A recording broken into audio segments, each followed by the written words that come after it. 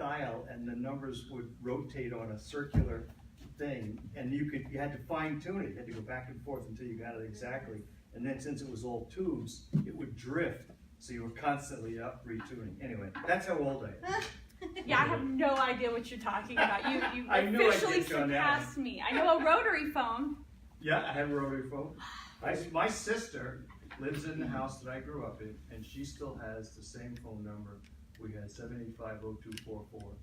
And one day I sat down and calculated how much money the phone company has gotten from our family over 50. Like you haven't even 60 changed phone companies? Nope. Verizon.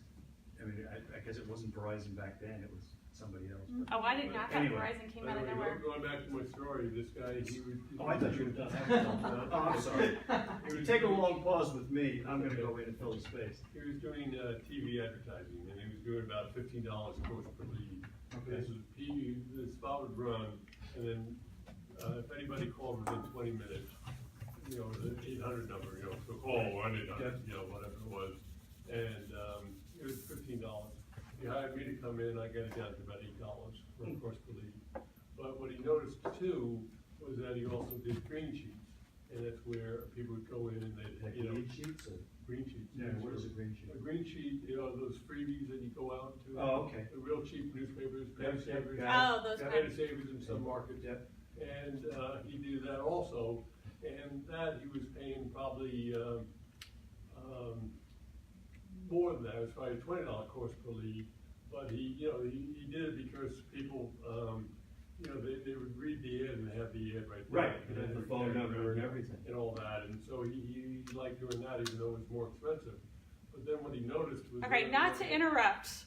I do need to start today because I have to launch today. Okay, one Okay. second, just one, $8 would be TV, but then his newspapers would go up for $15. Because it would be We the got it. effect of the TV. The idea is everything costs a little bit different. Right. The thing I'm talking about today is the idea of perpetual traffic in the entire system. So most of the time when I get up here, I do something tactical and it's less strategic. Especially if she's in the room and she's trying to learn, we'll go through the entire system. And also because we're doing that My First 1,000 launch this month, that's basically what I'm walking people through building every single day is one little piece that they need to keep on moving, which probably join that because it's a bunch of free stuff. The first, and I'm going to be going off of that because it took a long time for me to build and I don't want to have to recreate the wheel.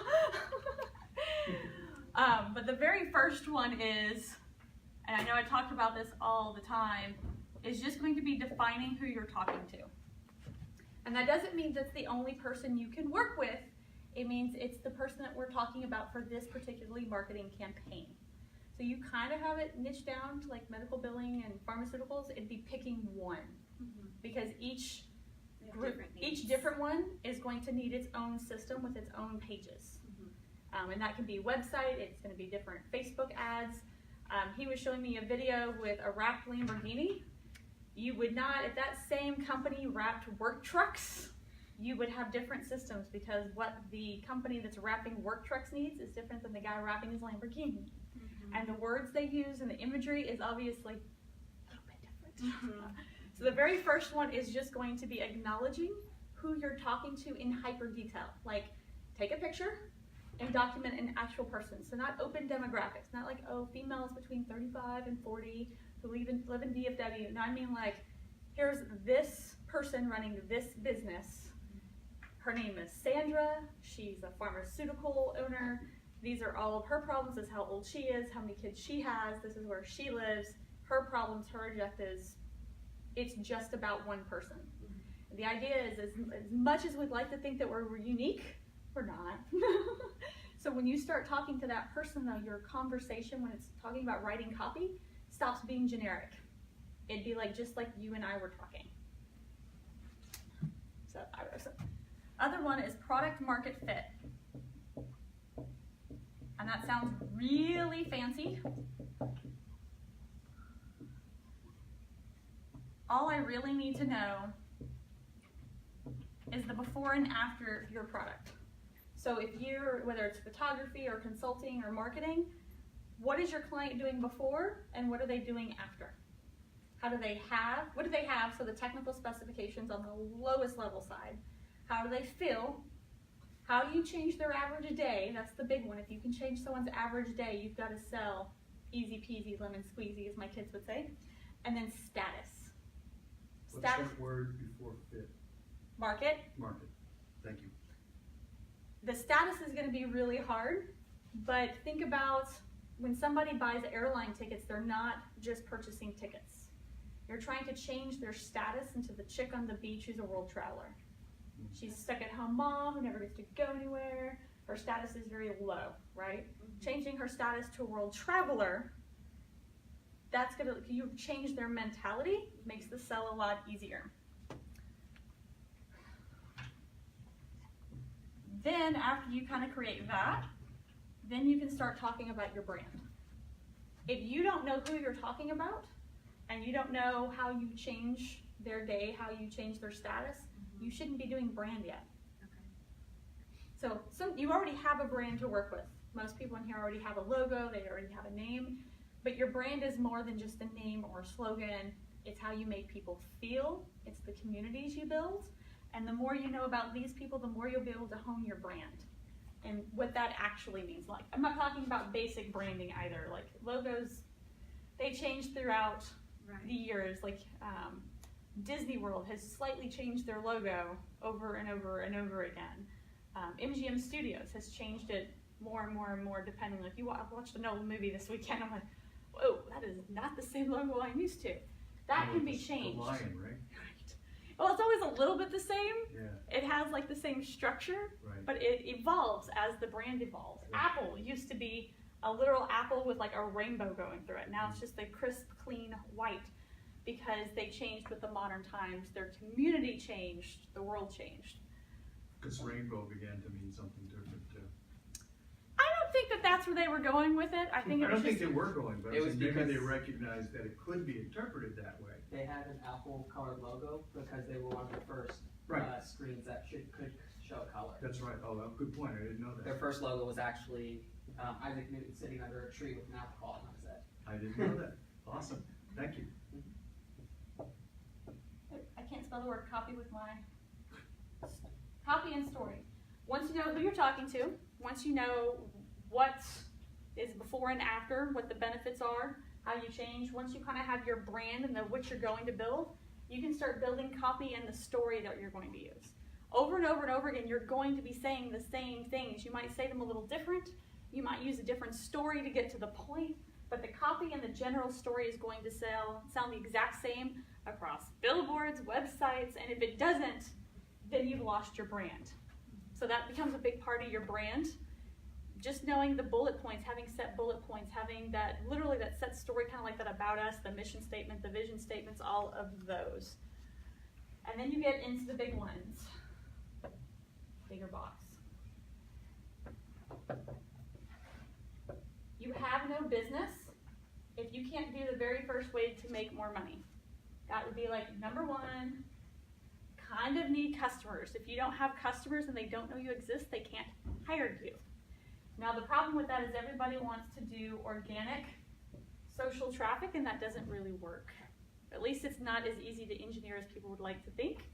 We've been doing it really well right now on LinkedIn, which is great for the B2B people. However, that's still time and we still pay for the automation of it. So it's not really organic if you're paying or you're spending a lot of time, because time is money, so that sort of thing.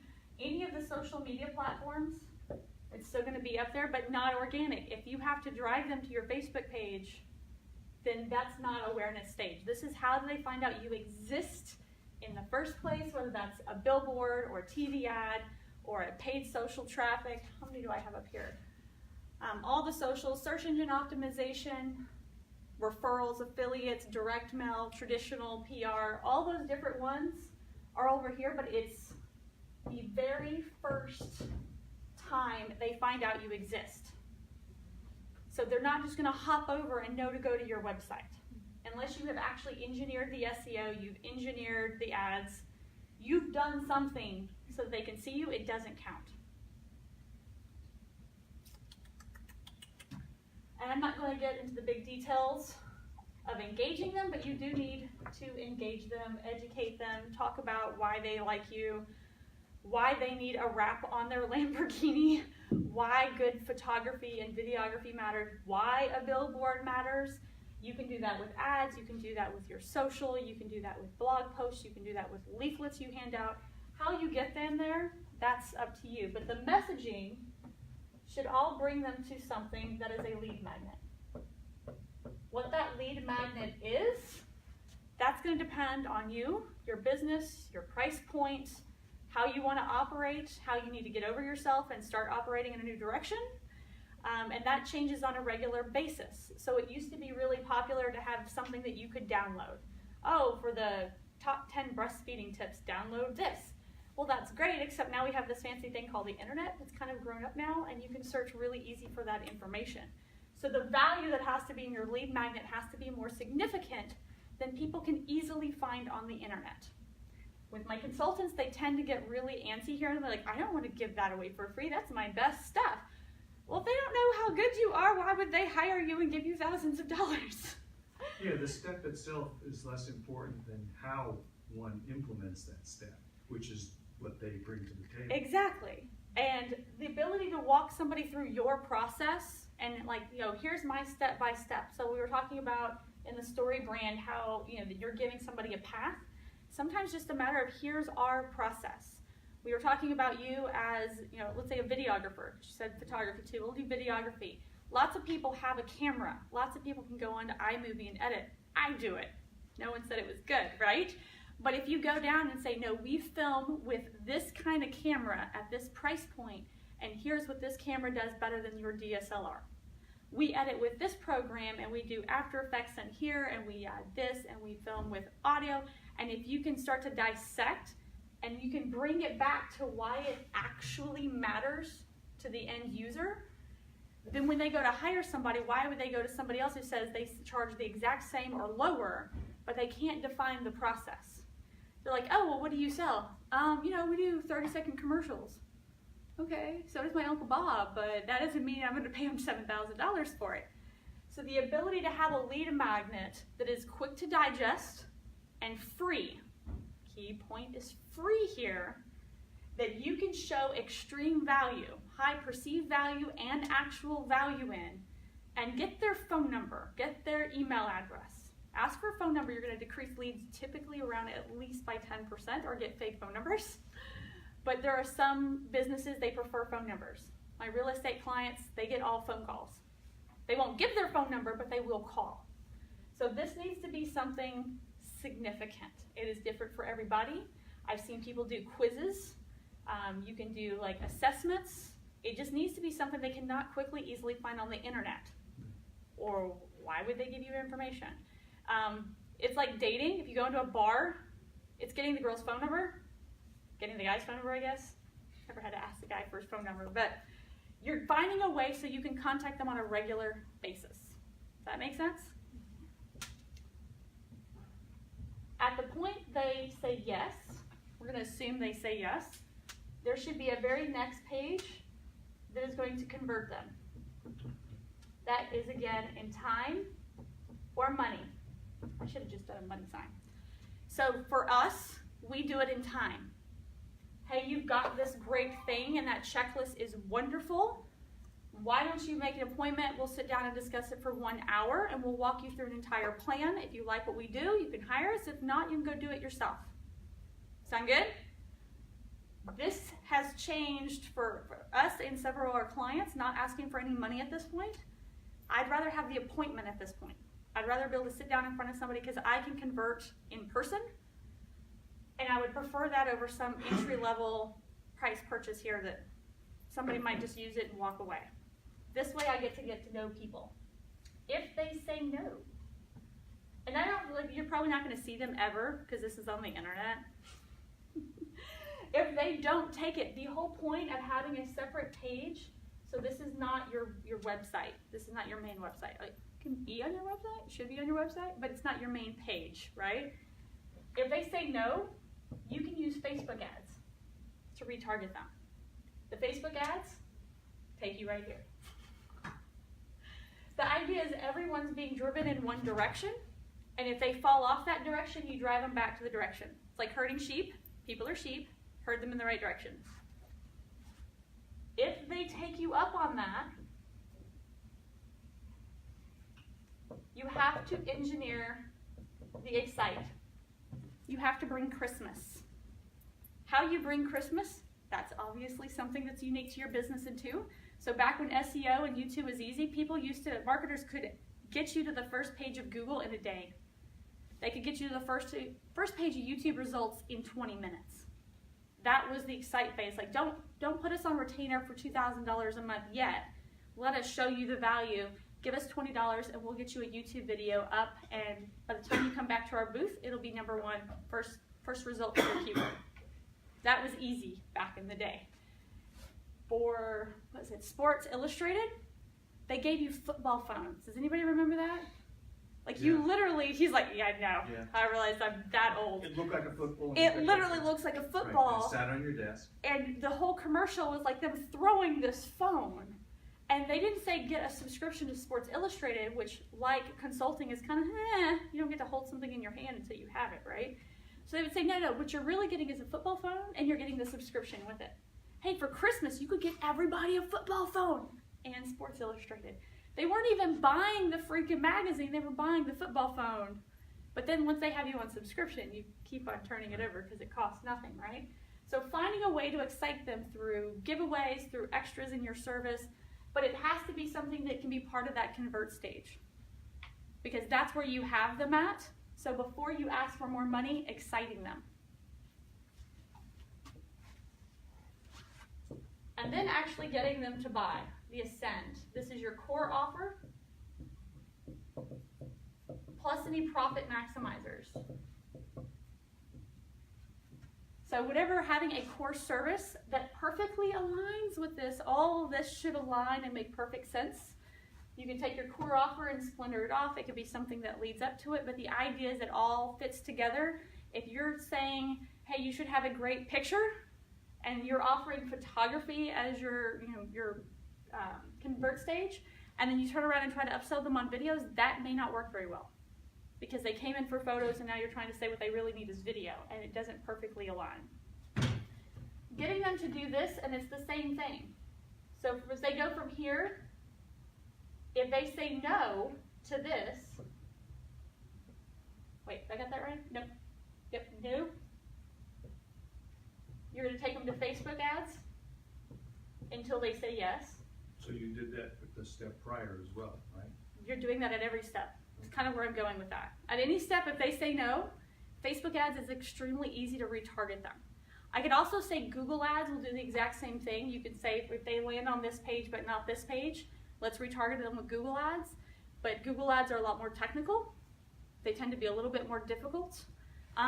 When you're talking about retargeting, we still do Google retargeting, but Facebook ads fills the gap a lot better for us. Once you have Facebook ads down, once you have the whole system down, once Facebook ads is helping you fill the gaps, coming back and doing Google ads and adding those on top, love it. But when I'm getting people just to get started, Facebook ads. You don't have to have the best ad, you don't have to have the best video, the best copy. At this point, you're just reminding them, and a lot of businesses are still, they don't have this system built, so you stand out really, really boldly, even without it being perfect. Mine better be pulled together, because I'm dealing with other marketers who are doing this exact same thing, but when I'm dealing with a lot of business consultants, the Musical Arts Schoolhouse, every attorney on the planet, the brick and mortar stores who feel like they don't need digital, and we add this, that's so game changing, but this is what brings in the extra income so that we can come add extra layers on top and on top and on top. But you have to have the first system built before you start getting complicated. Same thing with here, at any level of the Ascend stage, depending on how many levels you have, if they say no to something, retarget them till they take the next offer. Does that make sense? It's literally the exact same thing as here, over and over and over again. So why would, if they went through all those steps and they got to the Ascend stage, what would be an example of why they would say no? of why they would say no to your core offer, like the very first one? Yeah, at the Ascend stage, you've excited them, they're interested, they've gone to your core, they've looked at your core offer, could it be price, they don't think it's. So a good over fit. here, again, I can't go to details of every single one of these Right. steps here. When you build your customer avatar, I put together some really good sheets. I have worksheets for y'all by the end of the month. One of those questions is, what are their objectives? And what are their objectives and objections? So over and over again, in theory, especially if you've been in business a while, you're going to hear objections, right? Big one is obviously price. Probably the second biggest one is time.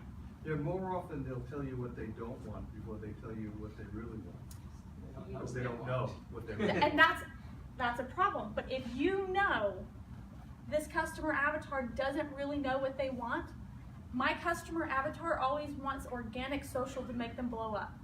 Oh, I can get organic social media on Facebook, 1 post a day for $250. Yay! I already acknowledge that that's what they really want, and I will be happy to sell it to them so that I can get them into a room and explain to them what they need. I know they're not looking for a lot of things because they're like, oh, Google ads, no, we tried that before and it didn't work. Well, you tried it before and your copy sucked, you had a landing page, you sent it to your main website, which by the way sucks. The way you structured it was wrong and you blew through $1,000 because you had it open to Malaysia. True story. So you're gonna know the objections here, and the goal is when you have your copy and your selling points, so when you build landing pages, when you build the pages associated with all these pieces, when you build the copy, you start to answer the known objections. Like down here in copy, like on the door, when I was building the template for the guys to build the graphic for the template, there's a set of bullet points that's copied like Mad Libs. You know Mad Libs? Oh, hey, something, I don't feel that old. Where you take a sentence and all you do is say, oh, insert adjective, insert benefit, insert fear. When you have that and you plug and play, you can start to answer the known objectives. Like if you know money's an issue, but you can turn around and say, hey, we're gonna turn this on, and by the 5-week mark, every single client we've worked on has doubled their business, and it more than pays for the advertising budget. So whatever those are, that's why this is critical. If people don't build this section first, this is usually why they fail. It's not, the system is a failure. If they didn't understand the client, they didn't understand the objections, they never answered them. Over here, that's why you have the constant retargeting with Facebook ads. If you're getting really complicated, I might have a series where let's say I'm trying to, let's say that excite phase, right? For some of the price points that I'm hitting at the excite phase, from the point that I meet with them to the point that they actually purchase, can be a long time. I have one client I'm still working on from October. Very, very slow moving company, right? I can acknowledge that's just who they are. That's the type of business they're in construction, they work with government contracts, they don't move quickly. With active campaign, I can put, C's don't go all the way around. I can enter them into a Facebook custom audience, and on week 1, they get 1 ad. They get moved into that custom audience and out of that custom audience. Week 2, they get another one, and so on and so on and so on, until they come back over here and buy the core offer. So I can keep adding value, adding value, adding value, and it's a different sequence every week. I don't have to keep on saying, oh, I need to build this ad this week, build this ad this week, and can continually build a new ad every single week. I can build a string of ads, a string of custom audiences, come in there and make sure that they see a different one each week, and it happens automatically, so my brain power doesn't have to do the work. Does that make sense? And again, those don't have to be super highly great ads. It can just be you talking and solving a problem. Hey, you know, a lot of people don't understand this aspect of SEO. Let me walk through it for you real quick. Hey, you know, a lot of people don't understand the value of a billboard. Let me walk through it real quick. Here's, you know, you can calculate, little known fact, you can calculate how much traffic you're getting from a billboard by simply having a phone line that's separate. And you just track the phone calls from the billboard. You could have a landing page.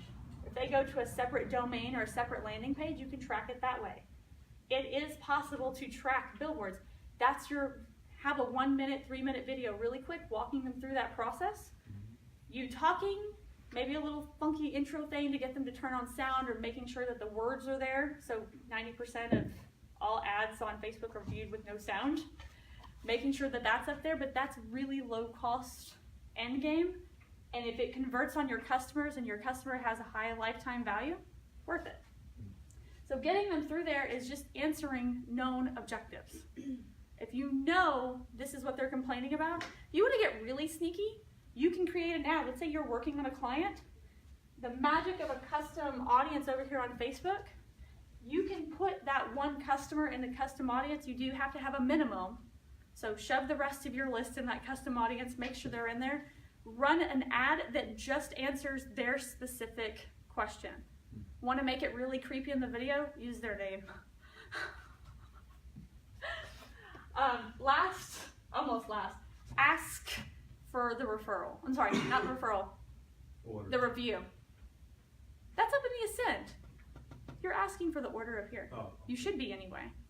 You're really good at that, right? Yeah. This is asking them to review you afterwards. Give you feedback, and if you like the feedback, hey, can you go leave me a review on LinkedIn? I have a friend, Sean, you remember from the summit? His recommendation was write the review for them, email it to them, and ask them, hey, can I use this with your name on it? I think that's a little presumptuous, but he said it worked over and over again, that the people would actually tweak it and then send it back, and then he'd be like, hey, can you send it over to They LinkedIn? don't know necessarily what to write. And I get that. I have to write a review. Should write that today. And then for promotion, architect it. So everybody wants referrals. That's kind of what promotion is. Why is somebody going to refer you? Some industries, that's very limited. They can only ask for the referral. Hey, I did a really good job for you. It'd be really great if you could send me your friends. Unfortunately, loan people, this is what they're limited to because of new regulation. However, consultants, if a lead, how much does it cost you? This is the most expensive way to make more money in your business. The two least expensive ways are get them to ascend to more purchases and get people to come back over and over again. So if you could skip all the cost right here, and you could skip all the cost over here, and I have no idea how that's even readable. That's why I spent time writing it. How much is it worth to you just to pay for the referral? If you can figure out how much this costs you to achieve, you can just straight up say, hey, dude, social media costs, I charge this much for it. I give 30% on a recurring revenue basis if you send me more traffic. We do that with social media. That's why we have affiliate accounts. Because I can turn around and give it to another marketer who doesn't want to offer or do social, but they know they need it because that's what all the clients want. It's really annoying. I can say, hey, you're gonna make what would that be? $75 a month, and you don't have to do any of the work. You just have to send the business to me. That is the architecting the promotion stage. You can even fill the gaps here with more Facebook ads. They're really cheap at this point. You put them on $5 a day and you'll never spend $5 a day. You'll have a terrible relevancy score. Because and you'll have they'll be seeing it 10 times a month, same person, and that's okay.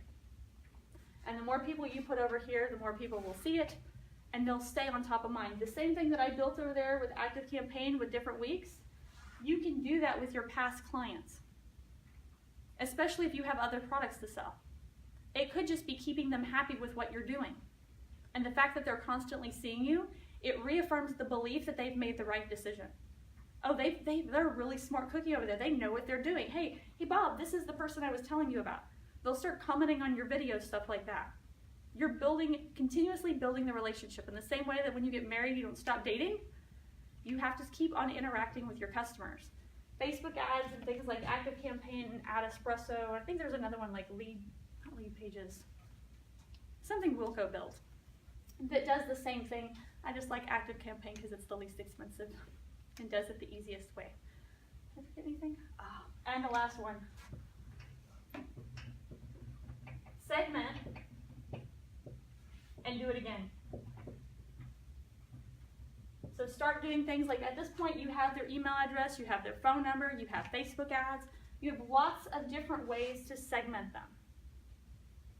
So there's going to be, let's say, medical billing people. Inside of that process, there's going to be lots of different things that you might sell or you might care about.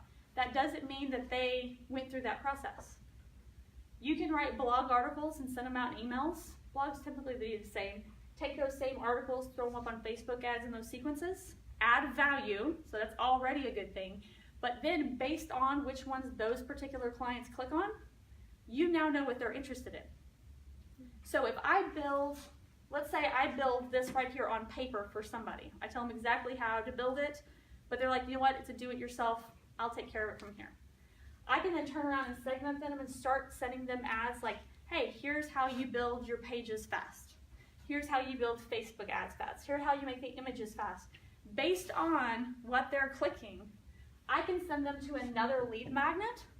Let's say they click on images in a Facebook ads. I send them to a lead magnet on, hey, we'll build an entire Facebook ad package for you for this one flat fee. So if you feel like doing the pages yourself, more power to you, but you're struggling with the technical aspect of Facebook ads and the graphics, here's an individual package for $1,000. We'll build all this for you. We'll get it all set up. We'll connect all the custom audiences, and you can come back and do all your own pages. You've now just made another sell and gotten great feedback. You've kept a customer, and maybe from there, because you keep on doing things well for them, you can keep on offering and just keep putting them in circles. And you can start creating the consistent revenue that you can start basing financial figures off to exit your business and just, live in the Bahamas while other people do the work, to sell the business so you don't have to do the work. Either way, you get to start something new, still live in the Bahamas, whatever. This is what it takes. This is why Starbucks can hire teenagers, why McDonald's can hire teenagers, why consultants can live in wherever they want and still operate. Because they build a system based on what they really want.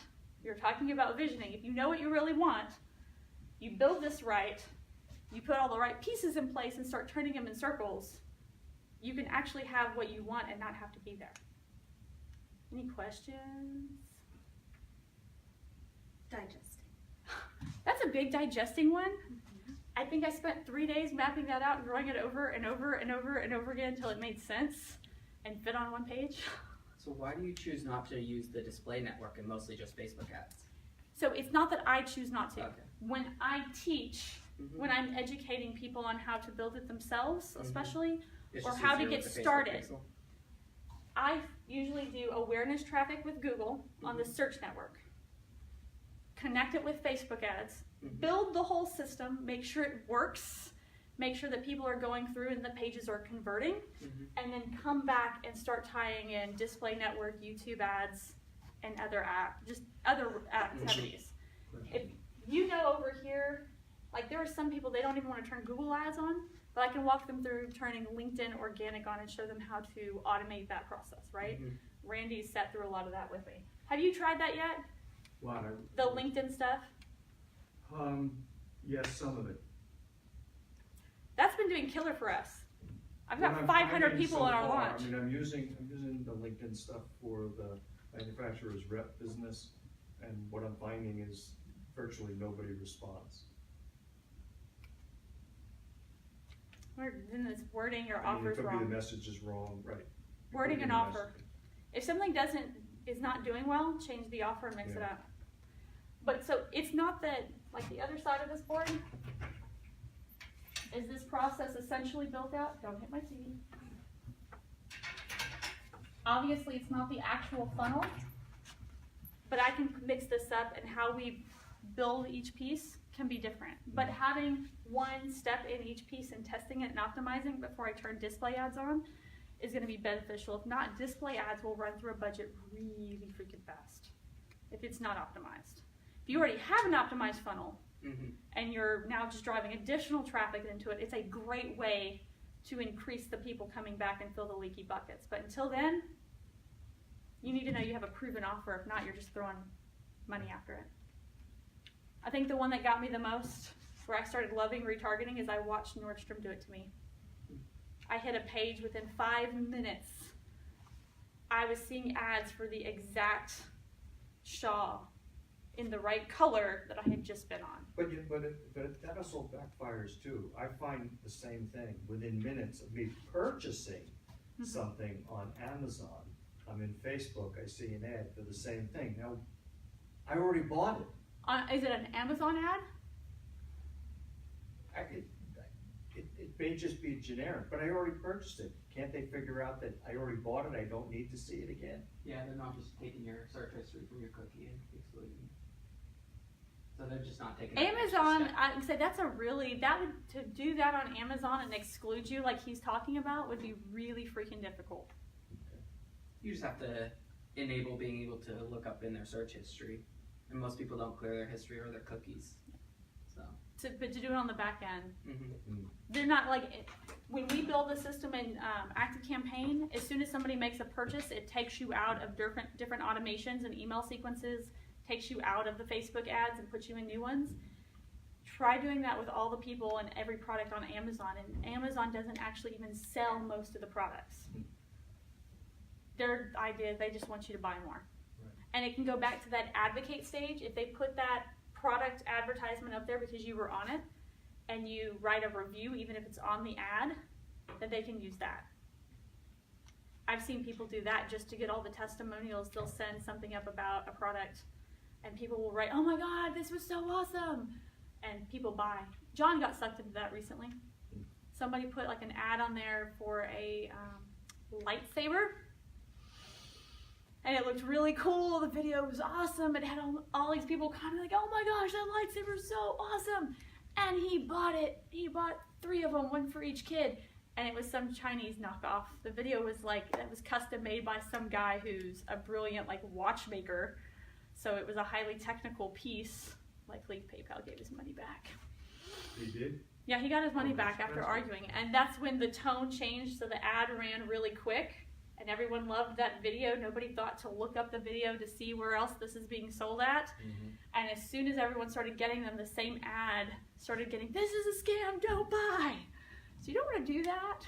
Mm. But if you offer a lot of value on that same ad, they'll start giving you reviews. That's why we recommend taking some of the same ads that you're running to the lead magnets, running them to the people who've already got them, especially if they generally are happy. Because they will come back and review on the advertisement, and then the people seeing that for the first time will see it. Does that make sense? You're not building any of these ads, Randy. You and I know it. I'm not building ads, no. The process still works though if you drive it, or like Yeah. it just, you don't fill the I mean, buckets. They're not ads in the classical sense. They're LinkedIn messages that have tailored custom content to the industry that we're targeting. So when we're not trying to say too much, so that they don't have to read too much, but we're just That system y'all are using Infusionsoft, right? for him, for the manufacturer's Yeah. rep, yes. For the Concilium, we're using Salesforce. Both of those have the capability to retarget. They should be doing that. Mm. There's nobody that needs to be in Infusionsoft or Salesforce paying the amount of money they do for those products Yeah, so- and not retargeting. They should know better. That's harsh, but that's true. Any other questions? That's a lot. She's like, yeah, that's too much. No, we're good.